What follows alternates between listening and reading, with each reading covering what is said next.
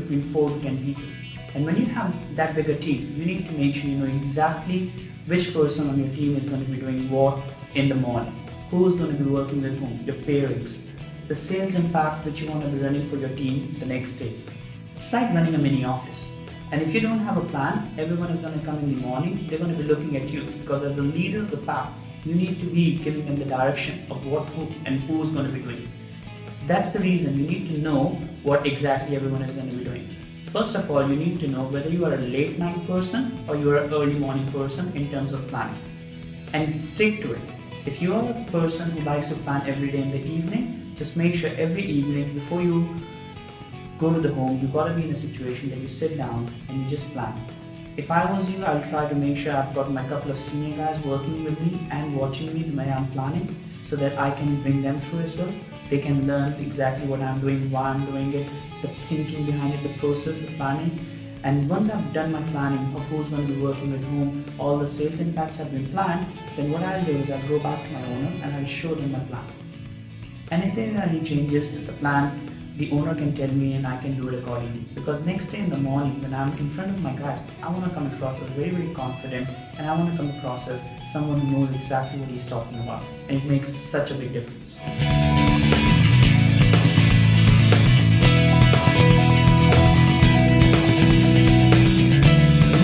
Daily plan, you need to have a weekly plan, plus you need to be in a situation you're also thinking about having a monthly, quarterly, and I would say even up to a yearly plan.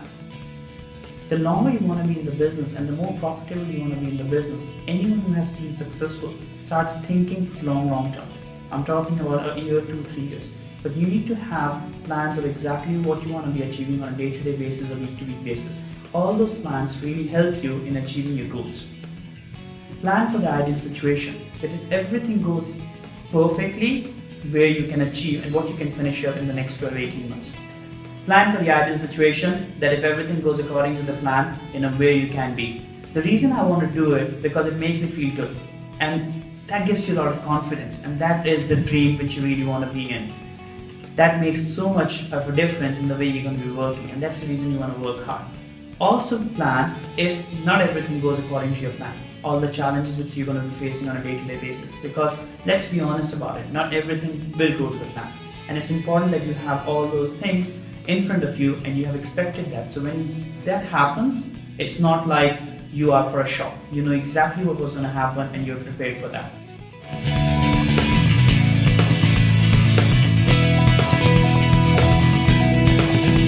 Remember that your plan is actually what gets you to where you want to be. If you don't have that plan, you will never be able to achieve your dreams. It is massively important that you're already thinking about how and what you're going to be achieving as an assistant owner. It's massively important that you've already started thinking about where you're going to be running your office, which city, what division. You have those goals, you have those dreams, and you're thinking about that kind of stuff. Know your numbers, know how many sales you need to do, how much recruitment you need, and also be in a situation in terms of reject and quality where you want to be.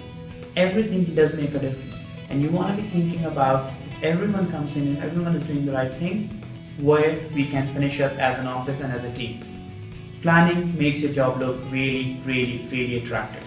To a brand new guy who starts in the team, they look at you, and if you have everything planned, it gives them confidence that you can do it, so can I. When I started in the company, one of the big things which made a difference to me was looking at the owner. Everything was systematic, everything was planned. And that gave me a lot of confidence that if you can do it, so can I. All I need to do is just get good at planning. Use a lot of planning aids. No one remembers everything in the business from top to bottom. You need to make sure you are using an office planner, you are writing everything down, which leader is getting promoted, who is getting the recognition, why they're getting the recognition, the story. If you're talking something in the customer service, why are you talking that in customer service?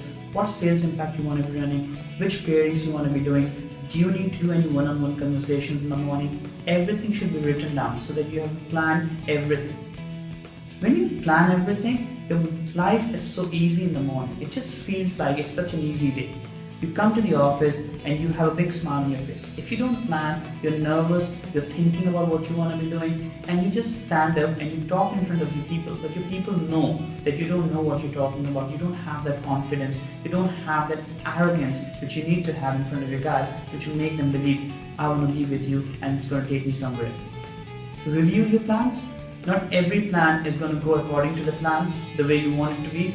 And if you are not going where you want to be, it's good to review your plan. There's no shame in changing the plan if you're not able to achieve and if it's too far away.